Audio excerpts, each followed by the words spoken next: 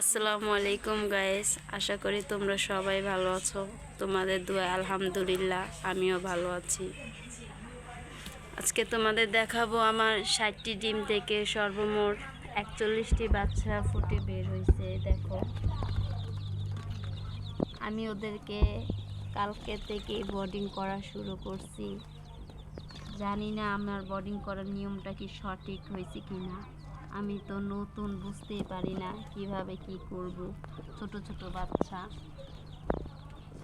তো ওদেরকে আমি নিচে কুড়া দিয়ে সুন্দর করে, দেখতেই পারতেছো, টিস দিয়ে আমি চতুর্দিক দিয়া গ্যারো দিয়া এটা বানাইছি।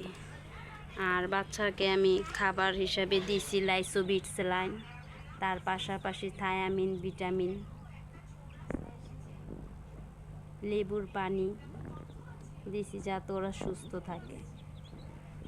আর তার চেয়েও যদি ভালো ওষুধ, ভিটামিন তোমাদের জানা থাকে ছোট ছোট মুরগির বাচ্চাদের জন্য, তাহলে আমার ভিডিও দেখে অবশ্যই কমেন্টে ওষুধের নাম বলে যাবা। আর আলহামদুলিল্লাহ বলবা আমার মুরগির বাচ্চাগুলো যাতে সুস্থ স্বাভাবিক থাকে।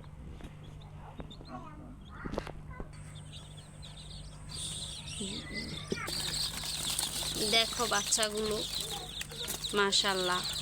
আমি ওদেরকে খাবার হিসেবে দিছি ব্রয়লার ফিড। কিছুদিন এই ফিডে খাওয়ানো হবে। আর যেহেতু বাচ্চাদেরকে ভ্যাকসিন করার কথা ছিল, আমি আর 2-3 দিন পরে ওদেরকে ভ্যাকসিন করা শুরু করে দেব। রানীক্ষেত ভ্যাকসিন দিব। তার চেয়েও যদি ভালো ভ্যাকসিন জানা থাকে অবশ্যই কমেন্টে বলে যাবা। দেখতেই পারতেছো মুরগির বাচ্চাগুলো সুন্দর একসাথে আছে।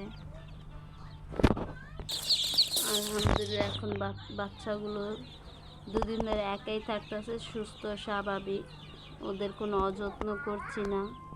রাত্রে হলে উপরে মশুরি দিয়ে দেই যাতে মশা না কামড়ায়। মশা কামড়ালে তো জানোই বসন্ত হয়ে যায়।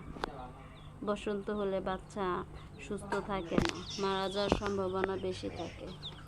আজকের জন্য ভিডিও এখানেই শেষ। খোদা হাফেজ। আমার সঙ্গে সবসময় থাকো এবং ফলো করো।